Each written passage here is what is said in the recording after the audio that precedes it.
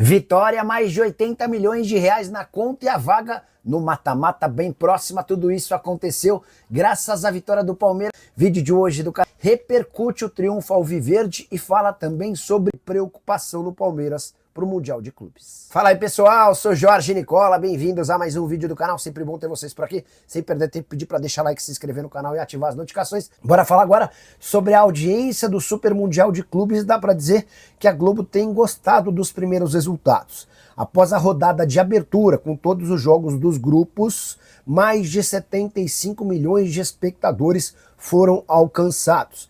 É inclusive a melhor audiência da Globo nos últimos 10 meses. Estou excluindo os jogos dessa segunda rodada, por exemplo, a vitória do Palmeiras contra o Al-Ahly e a vitória do Botafogo contra o PSG. Esses números ainda não foram divulgados. De qualquer forma, a aparição, os primeiros jogos dos 4 brasileiros tiveram o Flamengo 2, Esperance 0 como jogo com maior audiência, 29 pontos de média no Rio de Janeiro. O 0 a 0 do Palmeiras contra o Porto registrou a segunda maior audiência, 21 pontos de média em São Paulo. Terceiro lugar para Fluminense 0, Dortmund 0, 16 pontos de média no Rio de Janeiro. Botafogo 2, Seattle 1 apareceu em quarto, com 16 pontos de média também no Rio de Janeiro. A pergunta que eu deixo para você é: você tem assistido o Mundial? Tem gostado? Prefere assistir na Globo, no Sport TV ou na Cazé TV? Já registra a sua opinião, beleza? Hora de falar sobre o pai de Piquerez, que resolveu zoar o Corinthians em território americano. O pai do Piquerez usou suas redes sociais para postar uma foto com uma bandeira. Ele carregava a bandeira que tinha uma provocação clara ao Corinthians. 4 torcedores do Corinthians desiludidos e o texto acesso negado. Essa brincadeira do acesso negado tem tudo a ver com a performance muito ruim, em especial do Corinthians em competições internacionais, para ser mais preciso, Libertadores e Sul-Americana. O Timão não costuma fazer boas campanhas e toda vez que ele é eliminado tem essa brincadeira do acesso negado, da falta de passaporte e esse tipo de coisa. E dá para dizer que o pai do Piquerez caiu nas graças do torcedor alviverde, especialmente num dia em que o Palmeiras, o único representante do estado de São Paulo, joga e vence, se colocando numa situação bastante confortável dentro do grupo. Dá para dizer ainda que o Piquerez, que já tinha moral com o torcedor, ganhou ainda mais alguns pontos diante dessa publicação. Vitória, classificação avançada e 82 milhões de reais garantidos com o Super Mundial de Clubes. É que nessa quinta-feira, o Palmeiras fez 2 a 0 no Al-Ahly, assumiu a liderança isolada do grupo e já tem 82 milhões e meio de reais assegurados somente com as cotas pela participação no torneio nos Estados Unidos. O 2 a 0 foi construído com gols no segundo tempo, o primeiro deles, gol contra, do centroavante do Al-Ahly, que cabeceou para dentro do próprio gol. O segundo gol do Palmeiras nasceu de um belo contra-ataque. Uma falta cobrada no Al-Ahly, pro Al-Ahly, se transformou num rápido contra-ataque e o Maurício achou o Flaco Lopes, que carregou a bola e tocou na saída do goleiro para segurar o triunfo por 2 a 0. Você sabe que cada vitória vale 11 milhões de reais nessa fase de grupos. Como o Palmeiras já havia empatado na estreia, garantido mais 5 milhões e meio de reais. E todos os clubes brasileiros têm assegurado uma cota de 66 milhões apenas pela presença na fase de grupos. Dá para contabilizar que o Palmeiras já embolsou 82 milhões e meio de reais. A classificação na última rodada assegura mais 41 milhões pela presença nas oitavas de final. E o Palmeiras pode, com um simples empate diante do Inter Miami na rodada final, assegurar a primeira colocação do grupo. Isso porque no outro jogo dessa mesma chave, o Inter Miami de virada surpreendeu e venceu o Porto por 2 a 1. Classificação de momento do grupo do Palmeiras tem Palmeiras e Inter Miami com 4 pontos, Al-Ahly e Porto com 1 ponto cada. Se o Palmeiras e o Inter Miami empatarem, eles chegam a 5 pontos e não podem mais ser alcançados pelo time do Egito e pelo time português. E o Palmeiras leva vantagem em relação ao Inter Miami pelo saldo de gols. Vitória de hoje por 2 a 0 contra a vitória do time americano por 2 a 1. E é por conta disso que o Palmeiras só precisa de um empate para assegurar a primeira colocação do grupo, o que lhe permitiria, por exemplo, fugir do PSG. Tudo leva a entender que o PSG, o clube francês, o atual campeão da Champions, estará como líder do seu grupo. E aí sobraria para o Palmeiras ou o Botafogo ou o Atlético de Madrid, vai depender muito do desempenho desses dois times.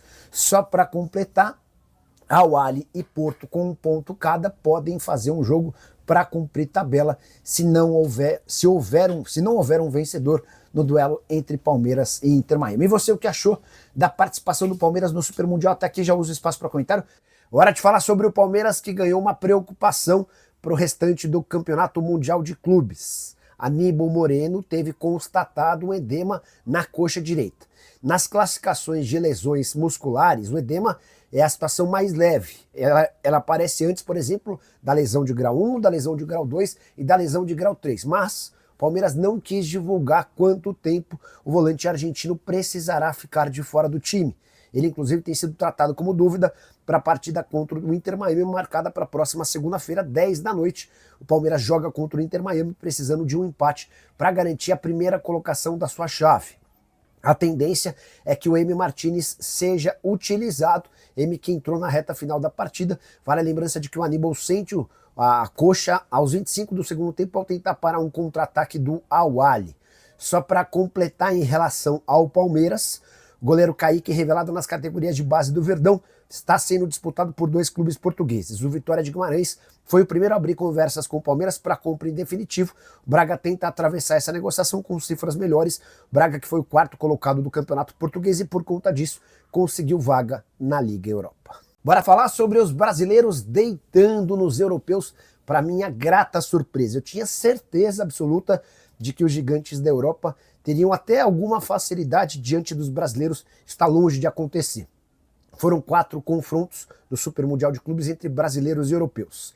2 vitórias brasileiras e 2 empates. Os caras não venceram o Brasil.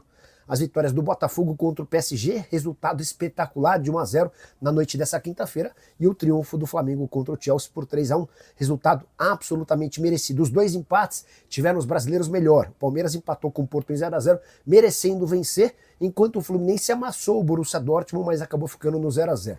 Outra consideração importante, nesses 4 jogos, os europeus só conseguiram marcar um gol nos brasileiros, o gol marcado pelo Pedro Neto, pelo Chelsea, diante do Flamengo. Saldo de gols a favor dos brasileiros bastante positivo, 4 gols marcados nesses confrontos.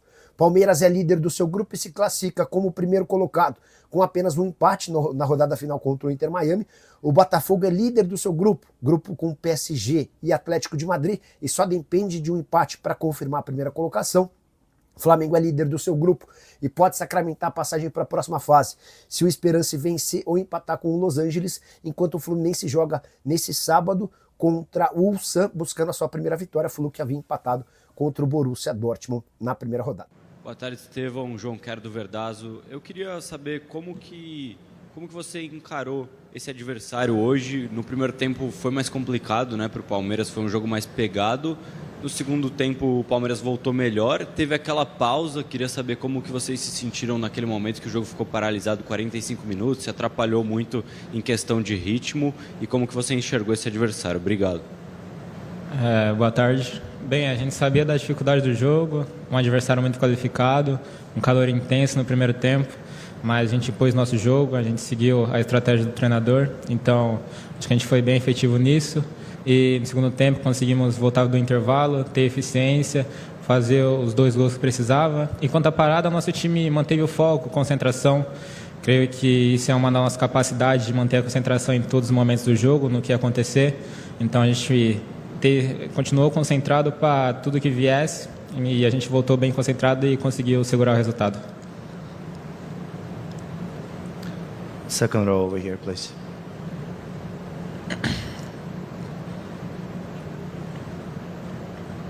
Estevão, tudo bom? Gustavo Soler, da Rádio Bandeirantes. Queria que você falasse também como está sendo esse período aqui na Copa do Mundo de Clubes da FIFA, como está sendo uma preparação fora do país, vocês chegam na cidade, voltam para Greensboro para se preparar, como tem sido todo o ambiente dessa competição para vocês?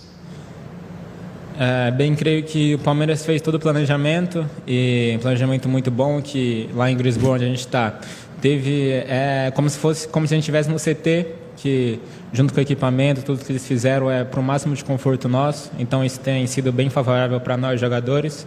E, cara, está sendo uma competição incrível para mim, estou me sentindo bem, com o Palmeiras bem, eu me sinto bem, então só tenho que agradecer a Deus por esse momento.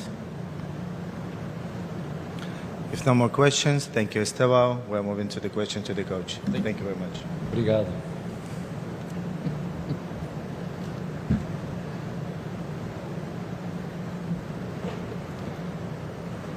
Please, over here, first row.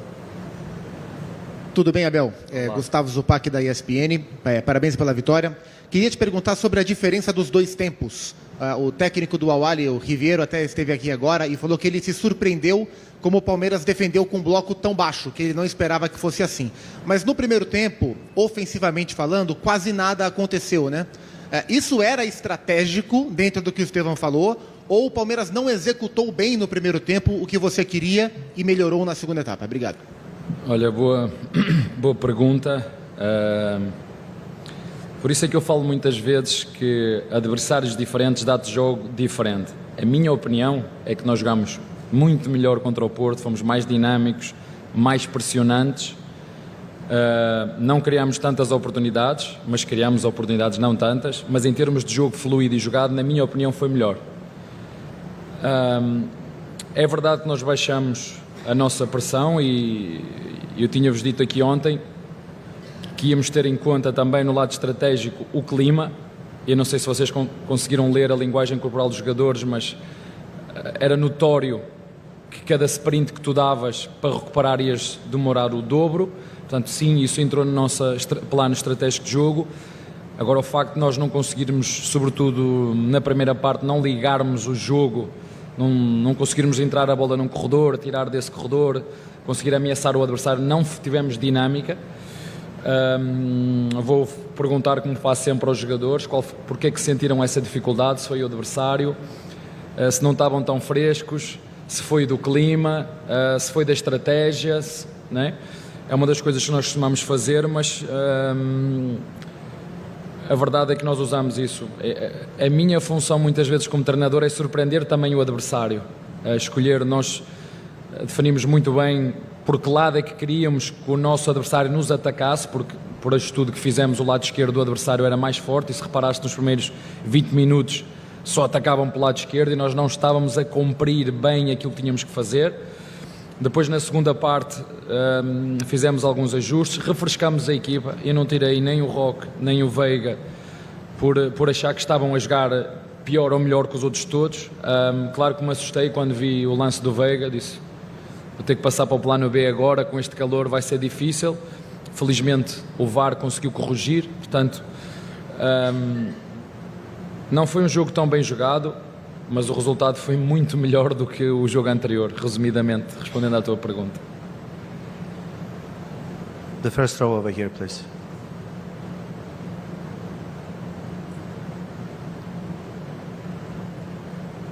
Abel, tudo bem? Kaique Silva, da Rádio Transamérica.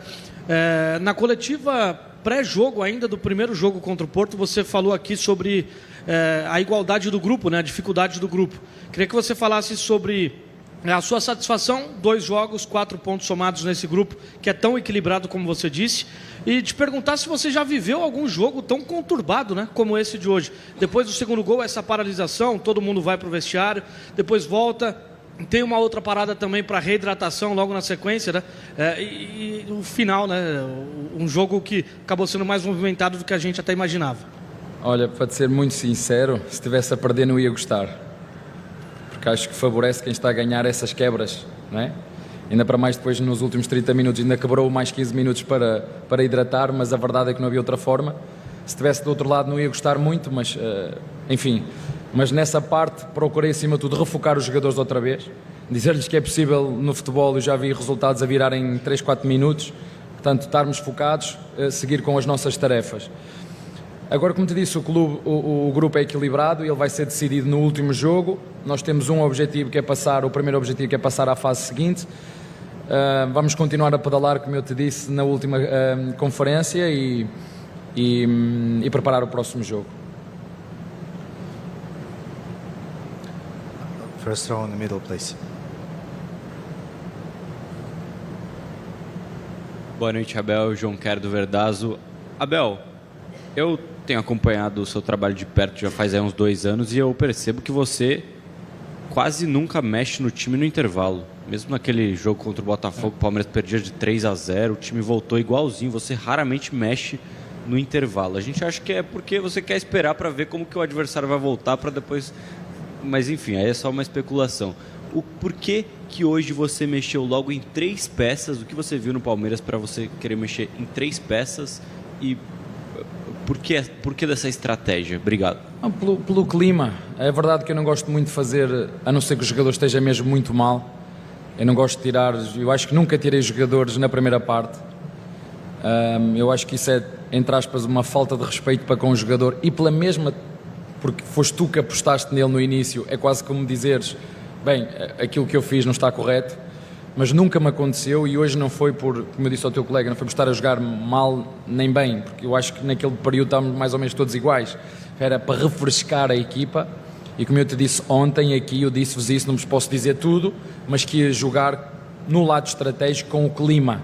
Então o que eu fiz foi trocar os nossos 2 jogadores mais próximos da frente, o Lopes, o Roque e o Veiga. Essa foi a minha decisão. É verdade que não costumo fazer muito, mas às vezes faço.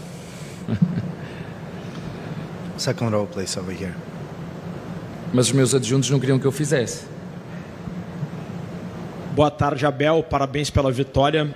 Rodrigo Oliveira, Gaúcha e 0 Hora, Porto Alegre, Brasil. A minha pergunta é sobre o Maurício, que entrou bem. Ele foi contratado do Inter jovem, imagino que ainda em lapidação.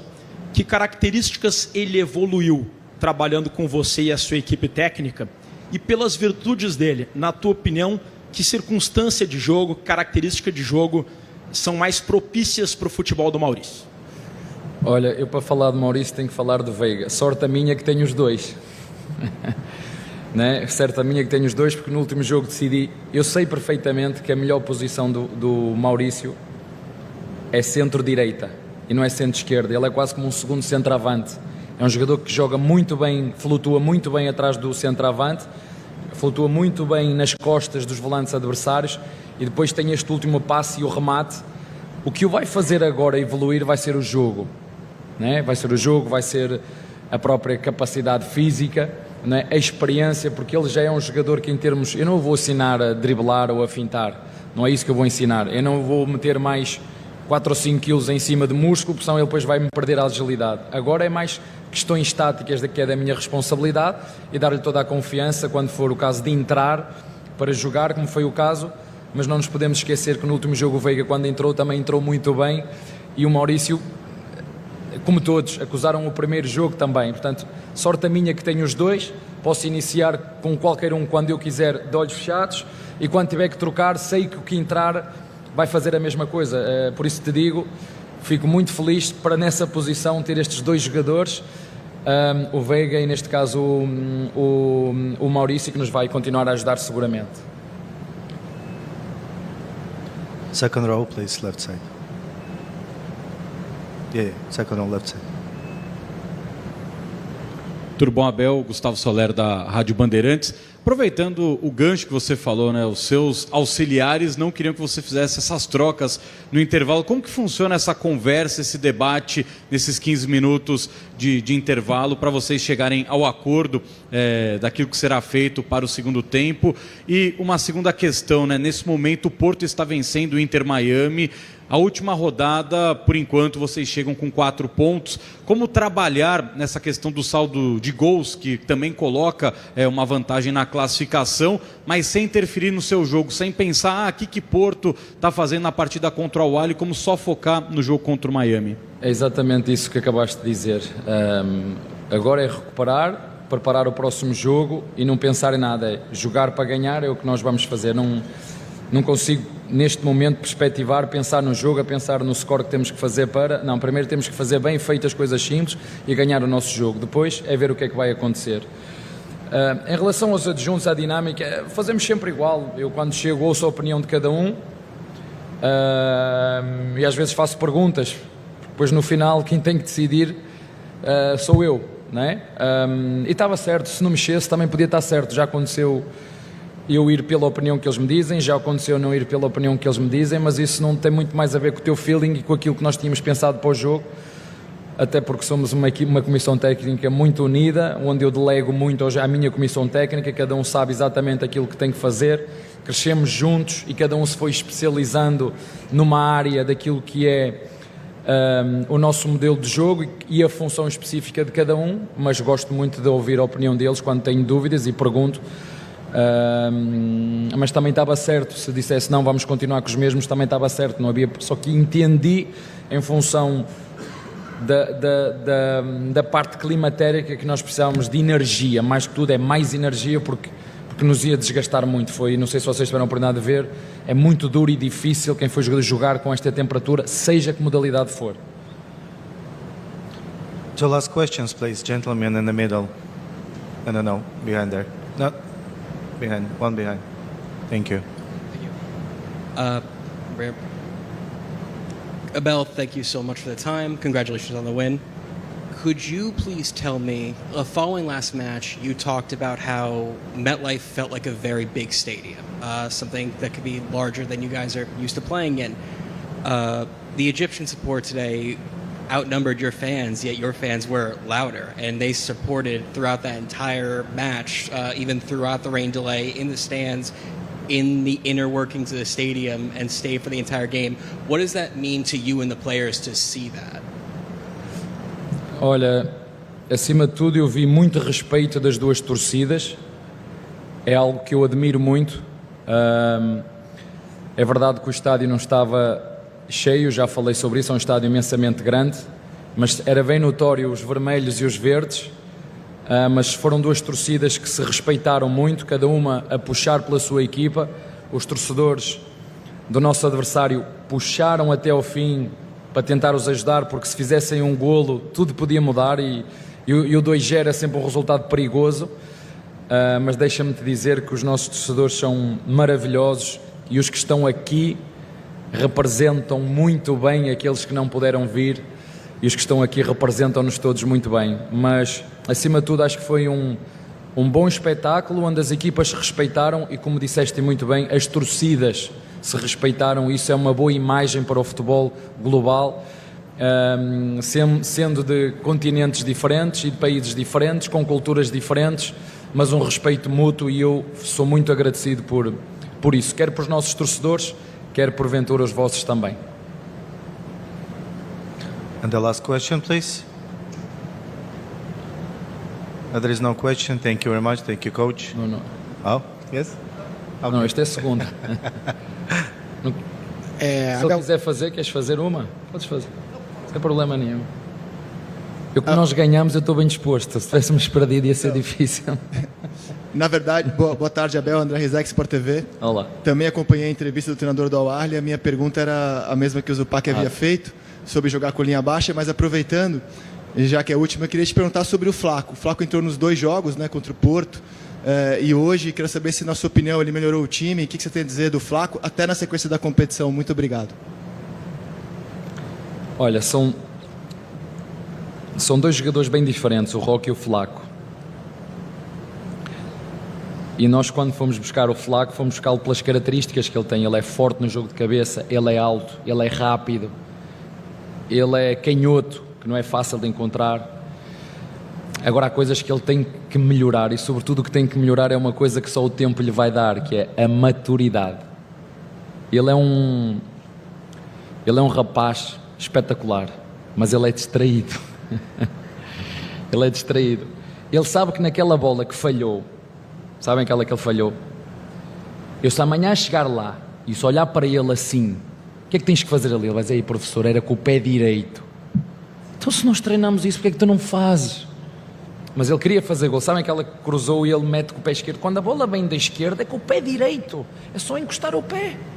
Mas já não é a primeira vez que ele falha assim. Por isso eu falo muito na paciência que nós temos que ter, porque ele ainda é jovem. Se tu imaginares este jogador, quando tiver, eu acho que tem 23 ou 24 anos. Quando tu imaginares este jogador com mais 3 ou 4 anos em cima, a apanhar com os zagueiros que nós temos aqui no Brasil, porque ele ainda é um bocadinho, apesar de ser grande, ainda não é tão forte como nós queremos vê-lo num duelo, ele vai nos ajudar muito. É por isso que às vezes muitos clubes o querem vir buscar e nós sabemos o quanto custa pagar para um centroavante. Não, nós acreditamos nele e é um jogador que nos pode ajudar porque ele é completo.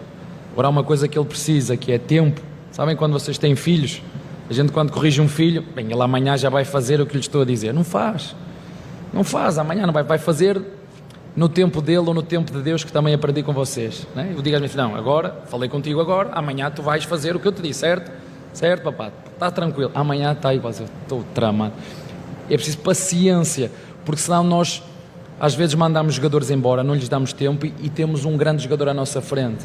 Eu não tenho um, tenho dois que tenho que ter paciência para os dois, para o Roque, nós fomos recuperá-lo e vamos recuperá-lo, que nos dá outro tipo de jogo, né? Eu já falei ontem, e o Flaco também.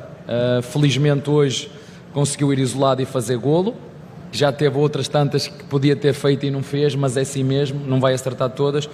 Mas se ele sabe que nós, grupo, clube, temos um carinho, uma admiração muito grande por ele, mas às vezes temos que lhe estar a puxar as orelhas para ver se a gente consegue que ele cresça mais rápido.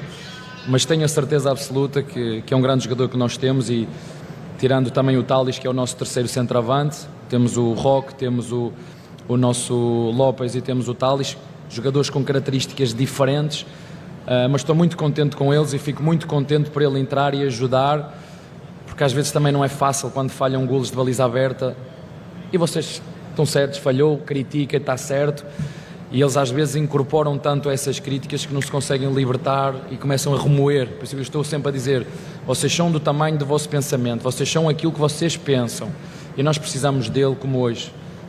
O Roque entrou, fez o trabalho sujo, que ninguém gosta, né? E ele depois foi comer o filé mignon, né? Quando já tinha os outros cansados. O Palmeiras entra em campo com um cenário de expectativa e incerteza. A equipe de Abel Ferreira se prepara para o confronto contra o Inter Miami pela última rodada da fase de grupos do Mundial de Clubes, mas enfrenta uma preocupação importante, a ausência de Aníbal Moreno.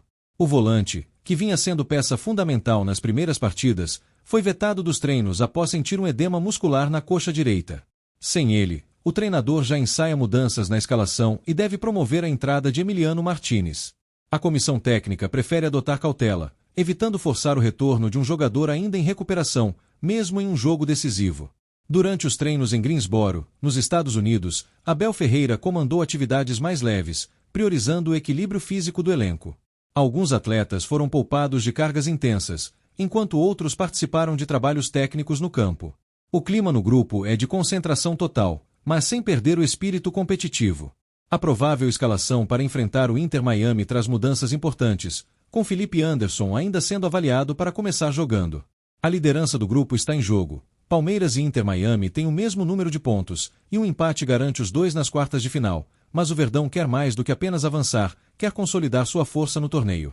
Agora, com a decisão marcada para segunda-feira, o foco do Palmeiras é vencer e garantir a primeira posição sem depender de tropeços de ninguém. A comissão técnica sabe que cada detalhe importa, desde a preparação física até a postura emocional dos jogadores. A torcida está com o time, esperando uma atuação segura e dominante. E você? Vai perder esse jogão? Deixe seu comentário sobre quem deve ser titular e se inscreva no canal para acompanhar tudo do Verdão no Mundial. A gente volta a qualquer momento com novas atualizações direto dos Estados Unidos. Avanti, palestra!